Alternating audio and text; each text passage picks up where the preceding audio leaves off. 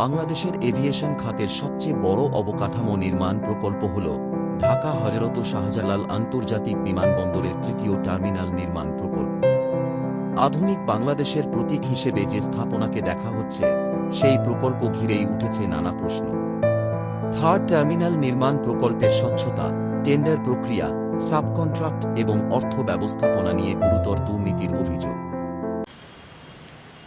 হযরত শাহজালাল আন্তর্জাতিক বিমানবন্দরের third terminal নির্মাণ প্রকল্পটি 2017-র ডিসেম্বরে একনেকের সভায় অনুমোদন পায়, আর এর কাজ শুরু হয় 2019 সালের ডিসেম্বরে। তখন এর ব্যয় ধার্য ছিল 13,610 কোটি টাকা। 11 বছরের মাথায় 2020 সালের ফেব্রুয়ারিতে ডিপিপি সংশোধন করে প্রায় 7,000 কোটি টাকা বাড়িয়ে 21,399 কোটি টাকা করা হয়। 2019 সালের ডিসেম্বর মাসে থার্ড টার্মিনাল নির্মাণ প্রকল্পের কাজ শুরু হয়। এভিয়েশন ঢাকা কনসোর্টিয়াম এডিসি নামক প্রতিষ্ঠানটি নির্মাণ প্রকল্পের কাজের দায়িত্ব পায়। এভিয়েশন ঢাকা কনসোর্টিয়াম এডিসি নামক প্রতিষ্ঠানটি অ্যারোনেস ইন্টারন্যাশনাল লিমিটেডকে স্থানীয় এজেন্ট ও সাব কন্ট্রাক্টর হিসেবে নিয়োগ দেয়। অ্যারোনেস international limited company cross world power limited কোম্পানিকে অবৈধভাবে সাব কন্ট্রাক্টর হিসেবে কাজ পেতে সাহায্য করে। বিভিন্ন সূত্র ও গণমাধ্যমে প্রকাশিত খবর অনুযায়ী তৎকালীন টার্মিনাল 3 এয়ারপোর্ট এর প্রকল্প পরিচালক প্রকৌশলী মাকসুদুর রহমানের যোগসাজশে ও ফ্যাসিস্ট শেখ হাসিনার আওয়ামী রাজনৈতিক প্রভাব দেখিয়ে অ্যারোনেস ইন্টারন্যাশনাল লিমিটেড ও ক্রস ওয়ার্ল্ড পাওয়ার লিমিটেড কোম্পানিকে স্থানীয় এজেন্ট ও সাবকন্ট্রাক্টর হিসেবে নিয়োগ দেওয়া হয়। এখানে আরও একটি বিষয় বিভিন্ন মহলে আলোচনায় আসে। অ্যারোনেস ইন্টারন্যাশনাল এর মালিক মাহবুবুল আনাম ও ক্রস ওয়ার্ল্ড কোম্পানি ওতের মালিক রাজিউর রহমান চৌধুরী পারিবারিক সম্পর্কে আপন ব্যয়ী হয়। সমালোচকদের দাবি, এই পারিবারিক সম্পর্ককে কেন্দ্র করে এই দুই কোম্পানির যৌথ যোগসাজশ টার্মিনাল 3 অপারেশন মেইনটেন্যান্স প্রকল্পের কাজে ব্যাপক দুর্নীতি ও অনিয়মের অভিযোগ আরও জোরালো হয়েছে।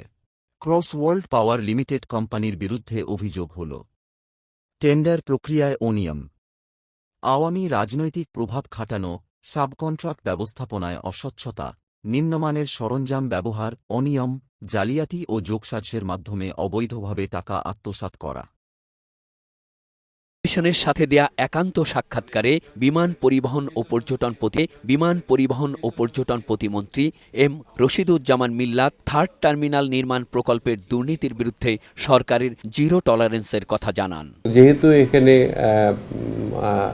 সাব কন্ট্রাক্টর ছিল, তাদের মাধ্যমে বিগত সরকারের যে নীতি ছিল যে টাকা ভাগাভাগি, সেটা আছে কিনা সেটা আমরা খতিয়ে দেখছি। পতিত সরকার যে অবস্থায় এই প্রকল্পটি রেখে গেছে, তাতে দীর্ঘ সময় চালু করা সম্ভব হতো না বলে মন্তব্য করেন প্রতিমন্ত্রী। আমাদের প্রাইম মিনিস্টার তিনি খুব বারবারই বলেছেন যে এ বছরের মধ্যে এটাকে উদ্বোধন করতেই হবে।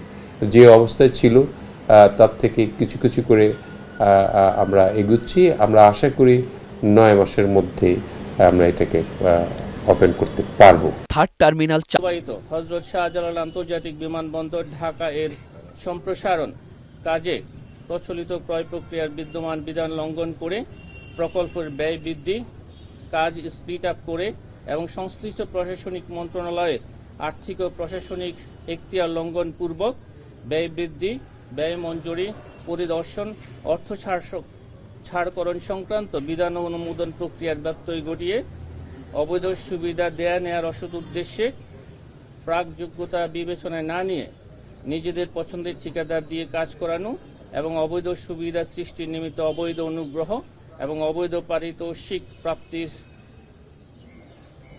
অংশ হিসাবে নন রেসপন্সিভ হওয়া সত্ত্বেও প্রাক্কলিত মূল্যের চেয়ে অধিক মূল্যে নিজেদের পছন্দের ঠিকাদারি প্রতিষ্ঠানকে প্রয়োজনীয় যোগ্যতা না থাকা সত্ত্বেও কার্যাদেশ প্রদান এবং স্পেসিফিকেশন অনুযায়ী কাজ না করে এবং বিদেশি ঠিকাদারি প্রতিষ্ঠানের আড়ালে স্থানীয় প্রতিষ্ঠান অ্যারোনেস ইন্টারন্যাশনাল লিমিটেডের মাধ্যমে 250 কোটি টাকা আত্মসাতের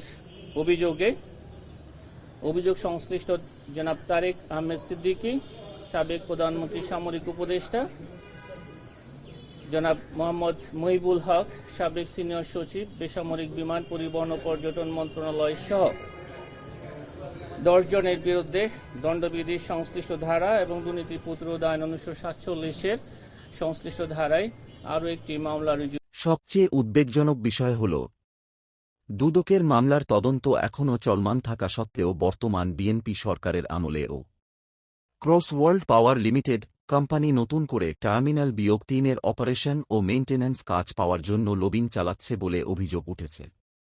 এ নিয়ে সামাজিক যোগাযোগ মাধ্যমে তীব্র সমালোচনা চলছে। জনমনে প্রশ্ন জাগছে, দুর্নীতির অভিযোগে ঘেরা প্রতিষ্ঠান আবার কিভাবে থার্ড টার্মিনাল 3 নির্মাণ প্রকল্পে কাজ পাবে? সচেতন নাগরিক, বিশ্লেষক ও ব্যবসায়ী মহল স্পষ্ট দাবি জানিয়েছে, দুদকের মামলার তদন্ত শেষ না হওয়া পর্যন্ত এ ধরনের কোম্পানিকে কোনো নতুন প্রকল্পের কাজ দেওয়া উচিত নয়। অবিলম্বে সঠিক তদন্তপূর্বক আইনানুগ ব্যবস্থা গ্রহণ করতে হবে। অ্যারোনেস ইন্টারন্যাশনাল লিমিটেড ও ক্রস ওয়ার্ল্ড পাওয়ার লিমিটেড সহ সংশ্লিষ্ট সকল প্রতিষ্ঠানগুলোকে অবিলম্বে কালো তালিকাভুক্ত করতে হবে।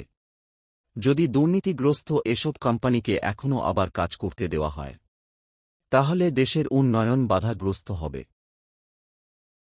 ঢাকা এয়ারপোর্ট টার্মিনাল 3 শুধু একটি ভবন নয়, এটি বাংলাদেশের ভবিষ্যৎ যোগাযোগ ব্যবস্থার প্রতীক। এই প্রতীক যেন হয় স্বচ্ছতা, দক্ষতা ও জবাবদিহির উদাহরণ।